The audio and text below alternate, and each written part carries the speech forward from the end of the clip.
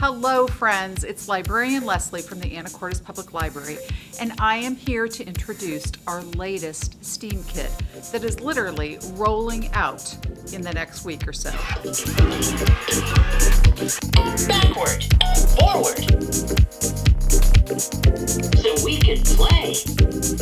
This is a KinderBot, and it's a code and learning toy for kids to learn more about coding.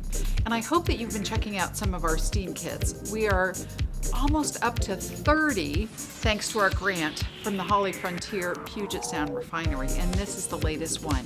And then in the next few weeks there will be 2 other new ones coming, StickBots, which helps you with stop motion animation, and some synthesizers to help those musicians of you out there. So come see us at the library, or you can go onto the catalog and just type in STEAM kits and you can see all the STEAM kits that we have and put one on hold and try it out.